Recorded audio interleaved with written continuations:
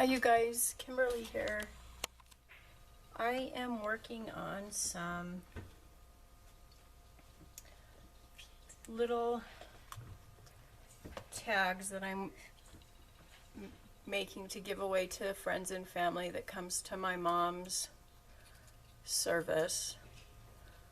On the front here it has a little angel, a little girl angel in a garden, and it has my mom's name on it. And then on the back it has a hummingbird nectaring on some bleeding hearts. And my mom loved both of these things. She collected these little cherubs, these little figurines. She had them all over her house. And actually I had found, me and Brooke were at a thrift store while Haley and Papa were doing something. I think they were doing some maintenance on the condo that we own. And me and Brooke were at the thrift store and we found some little cherub figurines that we were going to give my mom. And I never got the chance to do that. But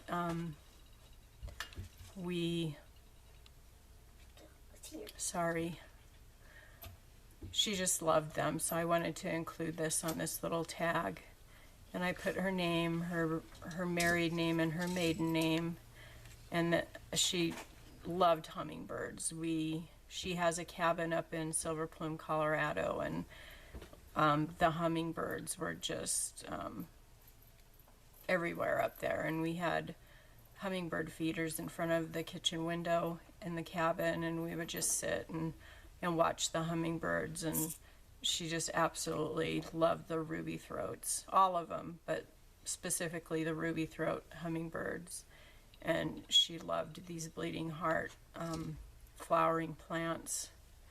So I put her birth date and her death date on the back of these. I cut these scalloped rectangles out on my Cricut machine, and then I embossed these little butterfly stamps onto the card, added some ribbon, some trims, and added this little cross, and then we'll give these away to whoever wants them during her service. Now, I've found out a couple of things about funerals. They're not really called funerals anymore. We now call them a celebration of life. You don't necessarily have to have them right after a person dies. You know how normally you have them 3 to 4 days after a person passes. It's not necessarily like that anymore. My mom's is not actually for 2 weeks after she passed, so, which is nice, and it's tough in some ways, because I feel that is a time, kind of like a time that it's a closing to it, you know, and so that's kind of dragging on a bit. Yet I'm able to do this because I'm making about 70 of these. I expect there to be around, we say about 80 to 100 people there. There may be less, there may be more, I'm not sure, but I'm making 70 of these because not everybody will take one. There may not be enough, but that's how many, that's the number that I've come up with to make. Of course, kids, you know, they won't take them. And so anyways, sorry, I'm still just really exhausted. But it's closure, you know, having this service is kind of like a closure.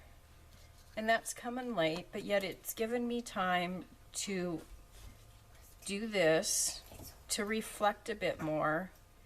It's given us to kind of take our time and personalize things a little bit more, to put a little bit more thought into this celebration of life and plan it and put a lot more thought into it, to come together a bit more as a family, which is nice.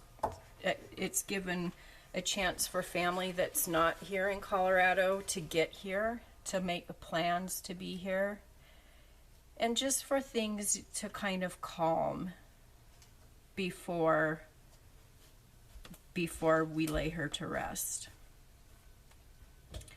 So anyways, that's what I'm doing.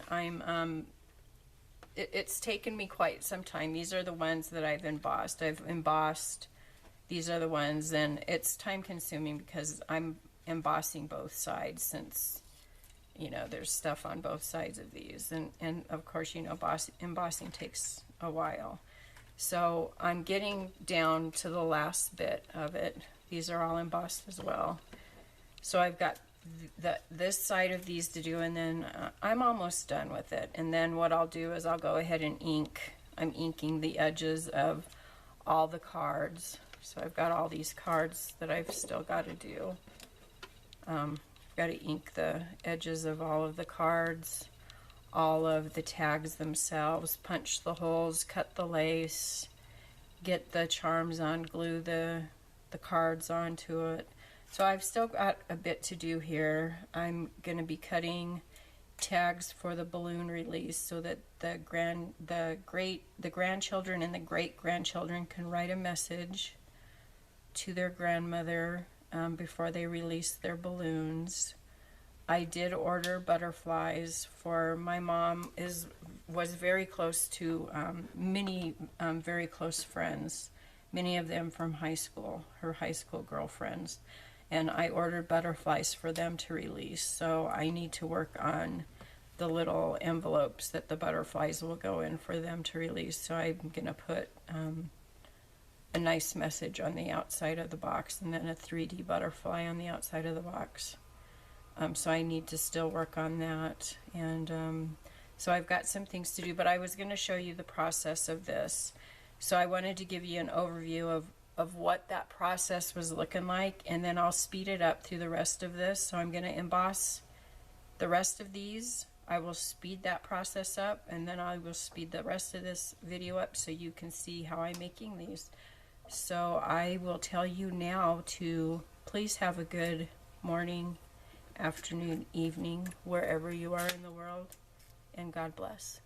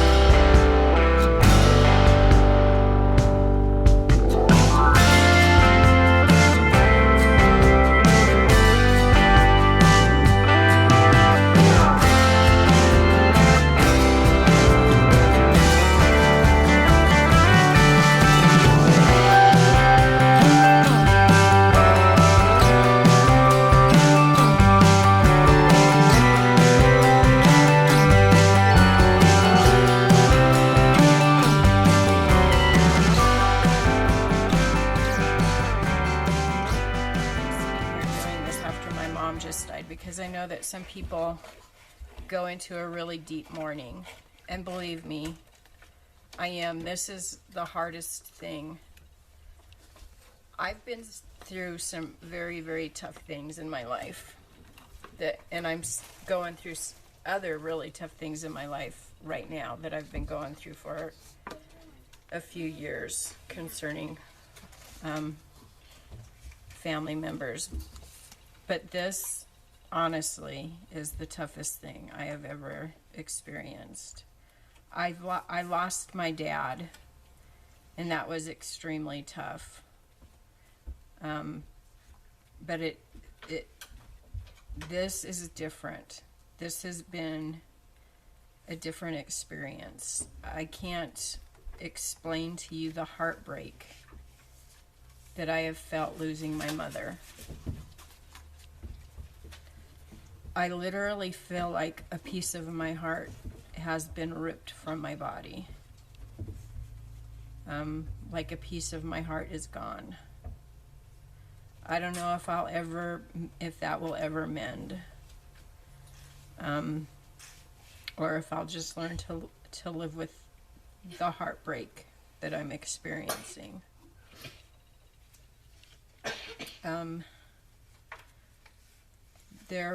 I had some unfinished business with my mom. And I'm not going to allow myself to feel any guilt for that, because that won't get me anywhere. Me and my mom had lengthy conversations about some of the things that were going on in our family, and she understood my absence. And she understood why I couldn't put myself in the vulnerable position of being around other family members. She understood the pain that it caused me. And she accepted it, and we both understood it. Even though now I'm feeling though it took precious time and moments away from my mom. I knew my mom was sick, but I honestly didn't realize that I would be losing her this soon in her life. She was only 73. So I thought that I had time. So this has taught me a very important lesson. We never know how much time we have. Her health was a factor in her death, and it wasn't a factor in her death. There are circumstances surrounding her death that, yes, it was her health, but not all necessarily what caused her death. But I can't get into all of that now because I don't have all of the specific details. So, without going into any further into that, I feel like laying in bed and curling up in a ball. And believe me, I do that at times. But the only place that I truly get comfort is sitting here at this desk doing this for my mom. And I've been pushed to this desk since she died to do this, to do something. I can't lay in bed. I can't do it. I get pulled out of the bed and led here to force myself to do something. There's not time for me to lay in that bed. I have to get out of it. I have to be productive. I have to keep my mind busy. I can't lay there. As much as I want to, I can't. Something is forcing me to get out of it and get up and be productive. And so that's what I'm doing. I don't know if that's the Holy Spirit. I don't know if it's the prayers that, I don't know what it is, but this is where I'm at. And the reason why I'm making videos is not only for me to document this, but hopefully to give other people encouragement that if you are a crafter or an artist, and you have been gifted with the ability to make these little treasures and to share it with other people, what a better time than when people are sad and in mourning or depressed or going through a tough time, to give a piece of that gift to other people. Because of some family issues, I didn't feel like I could go to my grandfather's funeral a few months ago because of the same family issues that I'm being faced with still to this day. But I sat up and I made inchies, not as frilly as these ones, but I sat up and made inchies for my grandpa's funeral, and I had my husband take them over to my mom's house so that they could, pass them out to people if they wanted them. And I've been told that they got an amazing response from people because they were able to take that little tiny inchy home with them, a piece of my grandfather, so to speak. That little tiny piece of art, they were able to put in their pocket or their pocketbook, meant something to them. And so I'm hoping that this will do the same thing for the people that go to my mom's celebration of life.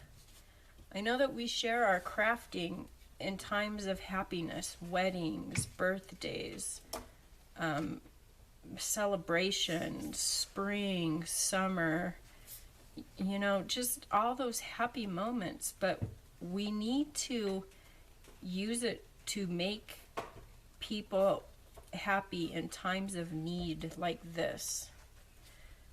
So that's why I popped back in here while I'm inking the edges of all these tiny little cards. These are actually bigger than an inch. I didn't want to cut them down anymore to lose any more of the graphics, and I wanted the text to be a little bit bigger on them, and since I was putting them on a little tiny tag, so they're a little bit bigger than inchies. But anyways, most of the art and crafting videos that you see on YouTube are around happy things, happy times. And I just wanted to show that, we can craft during these difficult times. And my crafting during this time, the things that I've made since I found out about my mom's death on Saturday morning. It is now Tuesday, so it's only been 4 days, have brought me healing. I've been able to channel it into my crafting and my art, and it has helped me. So if any of you are now going through any difficult times, or in the future, try to channel that into your craft, into your crafting, into your art. It does help. There is healing through it. And I just want to encourage you to direct it into a positive, productive way. It's okay to lay in the bed and to cry. Believe me, my body is exhausted from the amount of tears that I have shed.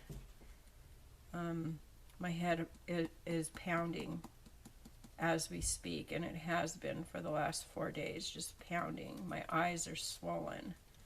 My body aches. But this has helped. This has helped an incredible amount. I have reached out through my Facebook. I have reached out through all the crafting and art groups that I'm a member to on Facebook, because I needed that additional prayer since I'm not close to family members. I don't have a lot of friends because I've isolated myself to my immediate family, meaning my husband and my 2 granddaughters. I don't have a lot of people to turn to and to help me through the grief process. So I needed people to pray for me, and it has helped. That's how I've reached out, and it has helped me a great deal. I have learned two very, very important words through this. I've listened to Charles Swindoll's messages, his sermons online, and the most important message that I've gotten are two simple words. And I repeat them over and over and over in my head. And those two words are, trust God. And it's as simple as that. And that's what I'm doing. I am trusting God. So please share this video. Hopefully it will help others in channeling your crafting, making these little tiny tags for something so simple will not only help you get through these times of grief, but will also help family and friends that receive them get through a difficult time, something that they can display and feel like maybe they've taken a little piece of that loved one with them. Okay, so that's all I wanted to say. Thanks, guys.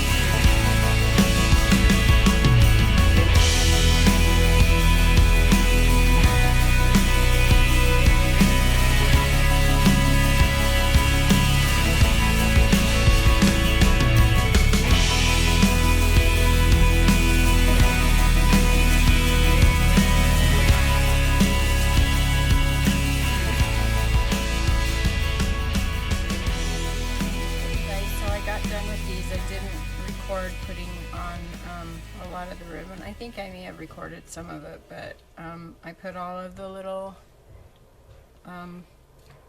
heart charms on. I made a total of 66. All the ribbons are just a little bit different. I just kind of did different ones, and I think they turned out really good. It was therapeutic to make them. I'm kind of sad that I'm done. But I'll move on to something else now. I have a couple of other things that I need to make. So that'll keep me busy for the next couple of days. And I'm going to get a couple of nice baskets that I'm going to decorate to put these in. And I'm going to get a matching basket to put the butterflies in to hand out. And but for now, I'm going to keep them safe in this little basket that has a lid on them. And so there we go. So I will talk to you all soon, and God bless.